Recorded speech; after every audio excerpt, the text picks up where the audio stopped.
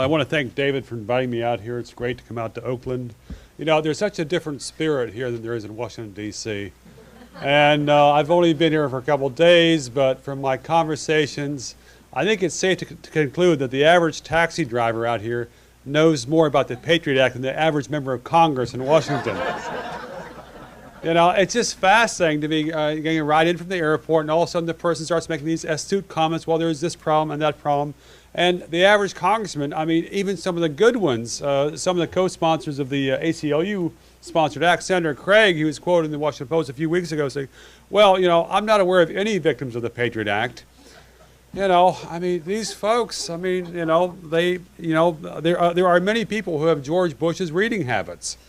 That's part of their problem here. So George Bush commented about 6 weeks ago that you know, that he's careful not to read the papers because he doesn't want to have a biased source of news.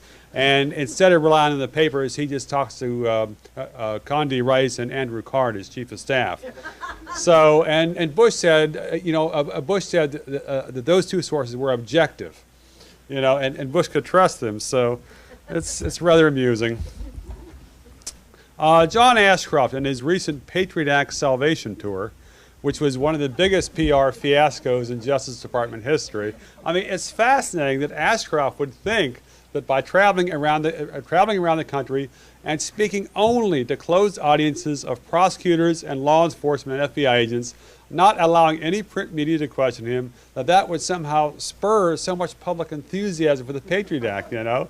Instead, it became this complete farce. And he was hounded in a few places by some mainstream press reporters. It was just like, it was funny to see him dodging, it was like he was dodging a subpoena, you know, dodging some of these journalists, you know, but it was probably prudent because he hasn't, you know, if you look at the text of his speech, one of Ashcroft's lines he kept using, he says, America is more secure today than 2 years ago, and it's safer and freer at any time than at any time in the history of human freedom. He keeps stressing the lives and liberties of all Americans are protected by the Patriot Act. And this, you know, it's amazing to see how brazen the Justice Department is on these things. It's almost as if they think that all Americans watch only Fox News. and that no one's going to be able to put two and two together on these things. You know, it's interesting how the Bush administration moved so rapidly to capitalize after 9/11 by basically going to the closet of the Justice Department and taking out all these old provisions of bills that Congress had completely rejected when Janet Reno was Attorney General. And even Ashcroft himself, he had a wonderful quotation in 1997. He said, "Americans don't need a big brother to read all their email, to have track of all their medical records, and to know everything that they're doing." I mean, he was very vigilant on privacy before he became Attorney General. But it's fascinating that with the Patriot Act, it was basically the Patriot Act treats every citizen like a suspected terrorist and every federal agent as a proven angel. George Bush and Ashcroft pulled off the biggest bait and switch in American constitutional history. Instead of targeting terrorists like Bush and Ashcroft claimed, the Patriot Act extends all these new powers, all these new surveillance and seizure powers to anyone suspected of violating any of the 3,000 different crimes in the federal statute book. That's why you have the Patriot Act being used in cases of obscenity, on drugs, on white collar, on racketeering. The Patriot Act was recently used to confiscate a telemarketing firm's bank accounts because it was accused of fraud. They didn't have any evidence, and it would have been very difficult to seize those bank accounts with a normal federal prosecution. But the Patriot Act is great because it saves a lot of paperwork, you know, for these federal agents that want to do these searches and do these seizures. The Bush administration converted 9/11 into a trump card against American privacy. And one example of this is Carnivore. Back in the summer of 2000, when the Carnivore is the FBI's email wiretap system, email wiretap software. And the Americans first learned about this in the summer of 2000, and people were horrified to think that Janet Reno and Bill Clinton could have that kind of power to intercept and read everybody's email. And there were some comical elements because it turned out that the reason the FBI used the name carnivore for this wiretapping system was the FBI thought that nobody would ever find out about it. I mean, simple. From a simple PR perspective, the name carnivore, it just doesn't look good in the papers. And but something which the Patriot Act did, the Patriot Act changed the name. It's no longer carnivore. It's now, I think, the DSC 1000 or the DCS 1000. So thank God they've taken care of that problem. It's curious how it was a long-standing principle in American jurisprudence. It was not always obeyed, but a principle, as Supreme Court Justice Oliver Wendell Holmes wrote in 1921. Holmes wrote that the use of the mails is almost as much a part of free speech as the right to use our tongues. And yet, with this carnivore system, that has completely trumped any right to email privacy. With the way the system works, the government can get a warrant to track one person's email. One person. And the FBI goes in, compels their internet service provider to attach this black box to their computer system, and an FBI agent only has to push one button on that carnivore system and can automatically copy all the email of all the customers. I mean, this is sort of like having a search warrant for one house, and you go and you search the house and you figure, just to be sure, let's search all the houses in a 5-mile radius. And Congress the Bush administration and Congress were explicitly dishonest in how they sanctified this. In the Patriot Act, it was described as if it was a pen register wiretap. And a pen register wiretap is like a very light wiretap where you're only tracing the incoming and outgoing phone numbers. Well, this is not quite what copying all of someone's email is. But the feds went ahead and misrepresented that way, and so far it has not been struck down, even though there has been a lot of concern about how these things are being misused.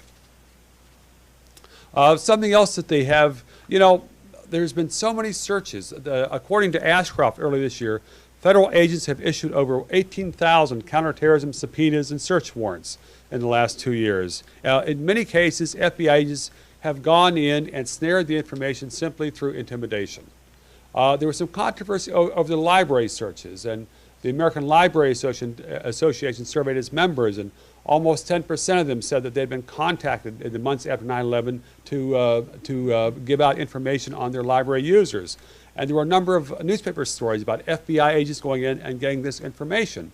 But Ashcroft in September said that they've never used this Section 215 to get library records. Well, they're getting them somehow. And one of the ways they're doing it is something called national security letters. A national security letter is an FBI subpoena, which an FBI agent can come in and demand that a person surrender their business records, their email, their phone records, almost any kind of personal records. And it's simply, and there's the person that receives the subpoena is muzzled for 5 years, or muzzled forever to prohibit it from disclosing it. And if the person discloses they receive the subpoena, they can get several years in prison. And these are things that are not being counted. We don't know how many of these national security letters have been issued. And there is no judicial control on this. There are parts of the Patriot Act that trample the Fourth Amendment. This is something which is simply pretends it doesn't exist. And this is to have these FBI's at field level office being able to do this, it's a complete mockery. Now, there's a number, Ashcroft has often insisted that we don't need to worry about the Patriot Act violating our civil rights because there are courts, it's controlled by courts. But a lot of it's going through the Foreign Intelligence Surveillance Court. Now, the Foreign Intelligence Surveillance Court is a secret court. It meets in a closed secret part of the Justice Department headquarters. No one is ever allowed, no non-government employee is ever allowed to go there, and no defense attorney is ever allowed to appear and argue against granting a search warrant. Now, since this court was created in 1978, the FBI has requested 14,000 search warrants. This court's been very consistent. It's given 14,000 search warrants. Even though a couple years ago the court became very aggravated because it turned out that the FBI admitted they had lied and misused a lot of the data from many of these search warrants. And there was a big, big protest. And there was a court decision which walked through some of these abuses by the FBI.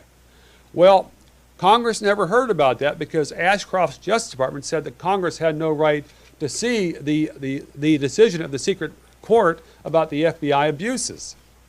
And this is the court which is supposed to be protecting our freedom now.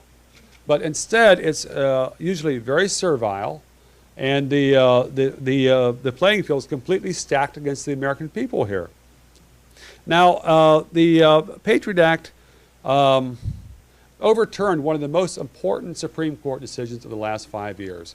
Back in 1998, that flaming liberal Clarence Thomas wrote a decision which struck down the Customs Service policy of confiscating all of the cash of people leaving the U.S.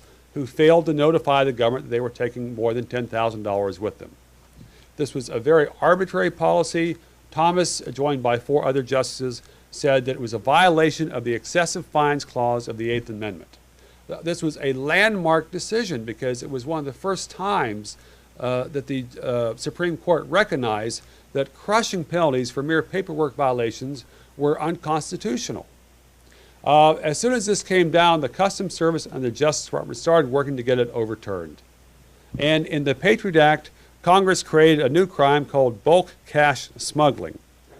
And by amazing coincidence, this is exactly what the law was, almost exactly what the law was that the Supreme Court struck down.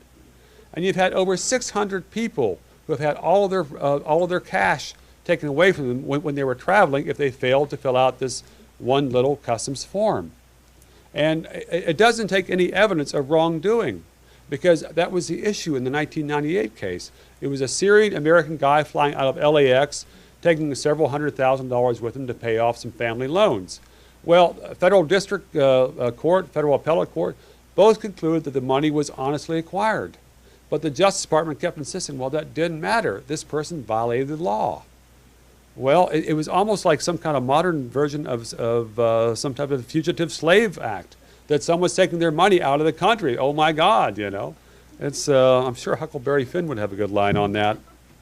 But it's funny how the government portrays these seizures, because you've had hundreds of people stripped of their cash and threatened with prison, and the Customs Service in their testimony talks about all these as victories over terrorist financing.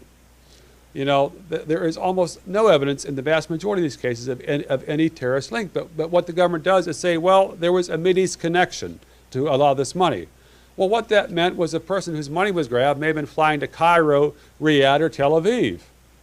That's the standard of evidence that they're using. And that is how pervasive the dishonest propaganda is here. A lot of people have said that, okay, the Patriot Act has problems, but it's important to make us safe. Well, there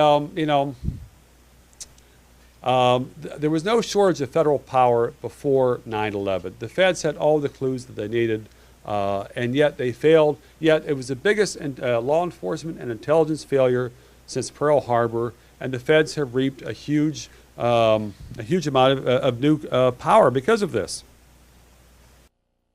There have been some great stories out, some fascinating stories. One fascinating thing about what David was commenting about the roundup, Colleen Rowley, the FBI agent in Minneapolis who blew the whistle on how the headquarters screwed up. She also wrote a letter earlier this year and talked about how FBI agents were under intense pressure to round up more detainees after 9/11 as bragging points for the FBI PR. And there was so much pressure that some of the FBI agents started to just go to telephone books to try to find Arab and Muslim names of people that could be brought in and interrogated. I mean, this is their idea of focusing law enforcement resources. And people, agencies like that screwed up so massively, giving them more power isn't going to make us safe. I mean, and it's appalling that there's so little interest in Congress in doing good oversight. It's one of the most profound failures of American democracy in post 9/11 that Congress has basically playing ostrich or just kind of taking a dive like some kind of prize fighter taking a dive in the first round. And most congressmen are so afraid to even ask questions at these hearings. You have Tom Ridge showing up and acting like a cigar, acting like this, it's amazing to see what these administration officials are getting away with. And there are some good congressmen who have tried very hard, people like Ron Paul and Russ Feingold and Charles Grassley's done some very good work on the FBI. Conyers has done some very good work. But as a group, congressmen have completely defaulted on their oath of office. These people took an oath to uphold the Constitution, and somehow most of them act like 9/11 nullified that oath. And that's a failure of our democracy. People have got to put more pressure on these people. So anyhow, I've rambled on enough, so I'll draw the curtain of mercy.